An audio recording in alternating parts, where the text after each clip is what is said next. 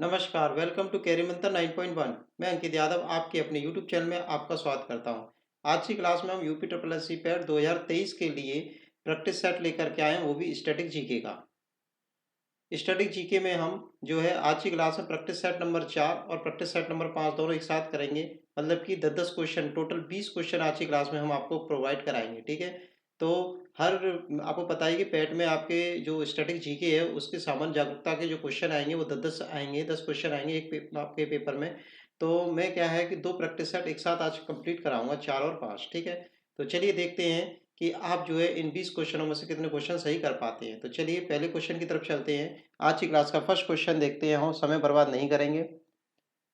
10 marks में आना ही आपको पता ही है। पहला क्वेश्चन है, निम्नलिखित में से कौन सा भारतीय स्थल, भारतीय शहर यूनेस्को विश्व धरोहर स्थलों की सूची में शामिल है, ठीक है। यहाँ पे क्वेश्चन नंबर 1 कर लीजिए, ठीक है। क्वेश्चन नंबर 1 है, ये पता नहीं कैसे टाइप हुआ, क्वेश्चन नंबर 1 है, ठीक है।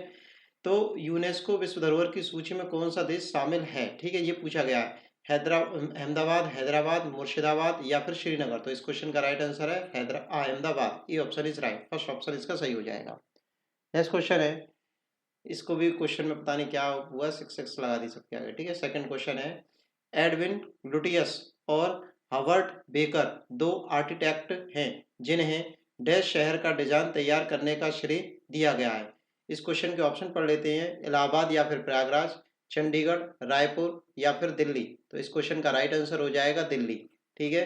दिल्ली में जो भी इमारतें वगैरह बनी है उन सबको बनाने का जो श्रेय है वो जाता है एडविन लुटियस और हवर्ट बेकर को, ठीक है। तो फोर्थ ऑप्शन इसका सही हो जाएगा, नई दिल्ली। अब यहाँ पे सही यही यहाँ पर जो नंबर है सीक्वेंस वो सही कर दिया है, ठीक है। चलिए सॉरी उसके लिए। अब है, हेमिस तसु त्योहार इनमें से किसकी जयंती के रूप में मनाया जाता है। ऑप्शन है दलाई लामा, गौतम बुद्ध, गुरु पदम संभव या फिर आदि शंकराचार्य। तो इस क्वेश्चन का जो राइट आंसर हो जाएगा थर्ड ऑप्शन, गुरु पदम संभव, ठीक है। गुरु पदम संभव के उपलक्ष्य में, मतलब उनके जन्म दिवस के रूप में इस त्योहार को मनाया जाता है। आगे चलते हैं हम लोग, क्वेश्चन नंबर है हमारा फोर्थ, बसंत का त्योहार अली आई लिगांग किस राज्य से संबंधित है, ठीक है। बसंत में ये त्योहार मनाया जाता है इस नाम से, ठीक है। तो ये किस राज्य में मनाया जाता है, सिक्किम में, उड़ीसा में, असम में या फिर बिहार में। तो इस क्वेश्चन का जो राइट आंसर हो जाएगा असम में। ये कहाँ मनाया जाता है, असम में मनाया जाता है। Third option is right. Fourth option है हमारा, फोर्थ क्वेश्चन, फिफ्थ क्वेश्चन है हमारा, पंचायती राज संरचना के कितने स्तर होते हैं। पंचायती राज जो होता है उसमें कितने स्तर होते हैं, 2 होते हैं, 3 होते हैं, 4 होते हैं, ठीक है। तो 3 स्तर होते हैं, 4 स्तर होते हैं, 5 स्तर होते हैं या फिर 2 स्तर होते हैं। तो पंचायती राज व्यवस्था में जो स्तर होते हैं वो 3 स्तर की होती है पंचायती राज व्यवस्था, ठीक है। ये होती है आपकी ग्राम स्तर पर, ब्लॉक स्तर पर और आपकी नगर या फिर जिला स्तर पर, इस तरह से होती है। आगे चलते हैं, लेशल पतु, लेशल पतु किस भारतीय राज्य का लोक नृत्य है। ऑप्शन है केरल का, नागालैंड, कर्नाटक या फिर गोवा। तो इस क्वेश्चन का जो राइट आंसर हो जाएगा नागालैंड। जो लेशल पतु जो नृत्य है आपका, भारतीय लोक नृत्य है, ये आपका नागालैंड राज्य से संबंधित है, ठीक है।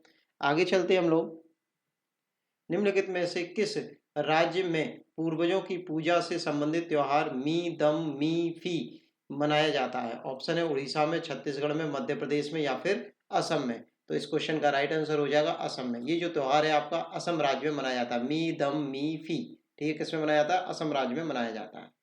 आगे चलते हैं, क्वेश्चन नंबर 8 है हमारा, the free voice on democracy culture and the nation, ठीक है। ये पुस्तक जो है किसने लिखी है। ऑप्शन है रवीश कुमार ने, अर्नब गोस्वामी ने, बरखा दत्त ने, राहुल कंवल ने। तो इस क्वेश्चन का जो राइट आंसर हो जाएगा वो हो जाएगा रवीश कुमार ने। ये जो पुस्तक है आपकी रवीश कुमार ने लिखी है, the freedom voice on democracy culture and the nation, ठीक है, रवीश कुमार ने लिखी है।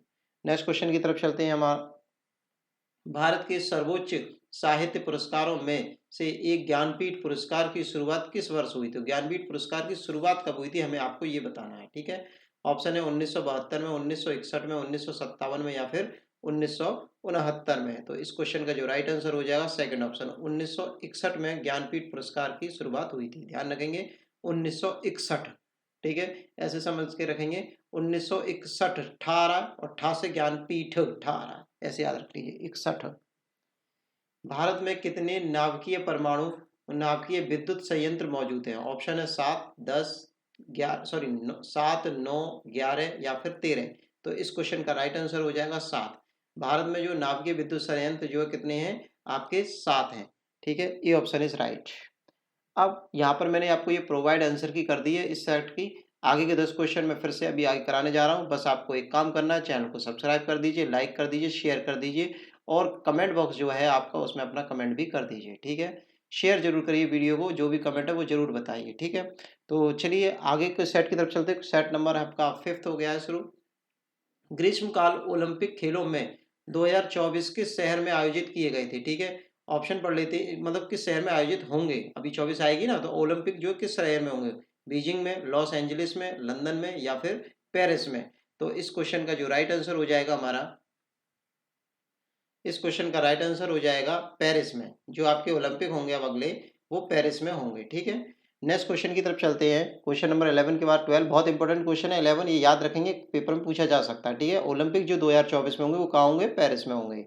अगला क्वेश्चन है हमारा, क्वेश्चन नंबर 12 है जादू घोड़ा। ठीक है, जादू घोड़ा किस लिए मनाया जाता है। चंदन के जंगलों के लिए, हथकरघा उद्योग के लिए, एक सींग वाले गैंडों के लिए, यूरेनियम के भंडारों के लिए।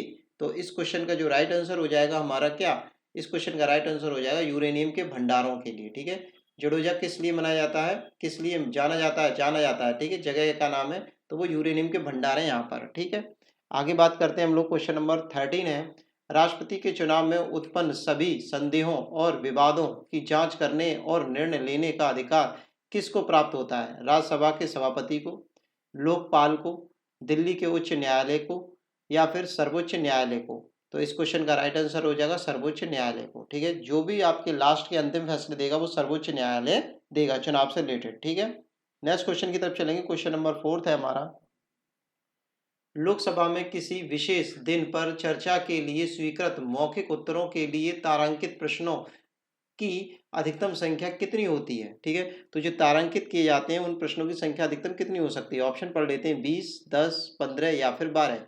तो इस क्वेश्चन का राइट आंसर है 20। 20 उन क्वेश्चनों की संख्या हो सकती है तारांकित प्रश्नों की। ठीक है, नेक्स्ट क्वेश्चन की तरफ चलते हैं हम लोग। निम्नलिखित में से कौन सी जनजाति सिक्किम की है। आगामी, भूटिया, गोड़, चेचू।